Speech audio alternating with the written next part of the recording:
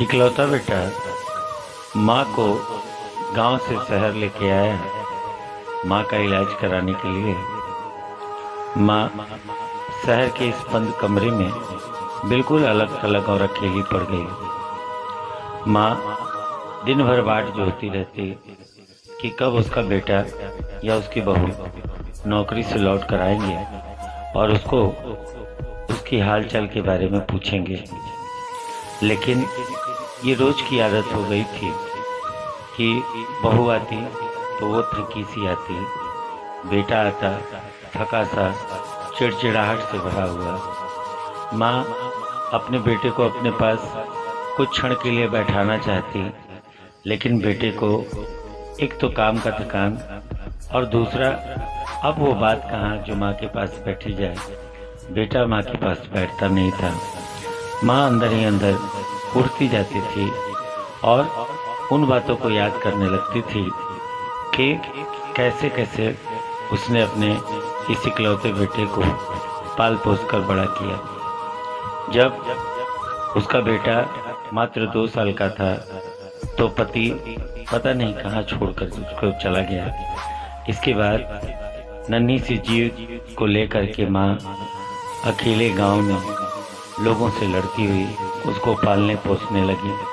क्या नहीं किया माँ ने चाय बेची, चाय की दुकान चलाई, माँ ने खेतों में काम किया, माँ ने दूसरों के बोझ ढोए, बर्तन मांजा और पता नहीं क्या क्या। माँ का सिर्फ एक ही मकसद था कि कैसे भी अपने बेटे को पढ़ा लिखा करके शहर में एक बहुत बड़ा अफसर बनाएगी। और ये दुख तो बस कुछ दिनों के मेहमान हैं। जैसे ही बेटा बड़ा होगा वैसे ही ये सारे दुख अपने आप दूर हो जाएंगे।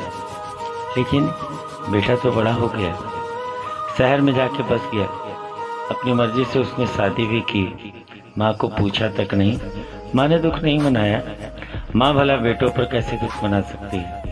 माँ को कहाँ अधिकार है अपने बेटों पर दुख जताने का? माँ तो हर हाल में बेटे का भला ही चाहती है। तो माँ ने इस दुख को सह लिया कि बेटे ने शादी की। वो बहू को देखने के लिए लालायित होती रहती, लेकिन उसको अपनी बहू के दर्शन नसीब नहीं हुए। अचानक से पता नहीं बेटे को कहाँ से बुद्धि आई और वो माँ को लिवाला ने गांव चलाया और कहा, माँ मैं तुम्हारा इलाज कराना चाहता हूँ। माँ बेटे के साथ आ गई। माँ बहुत खुश थी कि आखिरकार उसके बेटे ने उसकी सुध तो ली। यहाँ आने के बाद बेटा जो है वो माँ का इलाज कराने लगा। इलाज में पता चला कि माँ को टीबी हो गई है। बेटा आकर के घर में खुशी से झूम उठा और अपनी पत्नी से कहा कि देखो माँ को वही बीमारी है जो हम लोग चाहते थे। अब हमें सरकारी घर मिलने से कोई नहीं रोक सकता। यानी ये सारा नाटक सिर्फ इसलिए था कि ये पता लगे कि घर में कोई ऐसा है जिसको टीबी का रोग है ताकि घर मिल सके। माँ को इसीलिए लाया गया था। माँ का काम खत्म हो गया। अब माँ बेटे और बहू के लिए एक बोझ हो गई थी। अकेले घर में अलग थलग पड़ी रहती, अपने बीते दिनों का ताना बाना बुनती रहती, सोचती रहती कैसे लोग बदलते होंगे, कैसे समाज बदलता है, कैसे अपना जना, अपना खून, अपना बेटा इस तरह से मुंह मोड़ता है। क्या होगा इस समाज का, क्या होगा इस देश का, जहाँ माँ अपने खून का एक एक कतरा दे दे करके अपने बच्चे को पालती है, पोसती है, बड़ा करती है।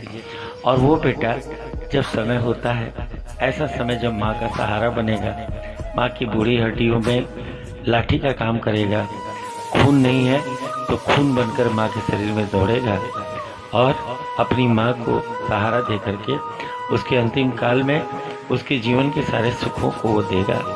लेकिन वो तो माँ से मुंह मोड़ लेता है।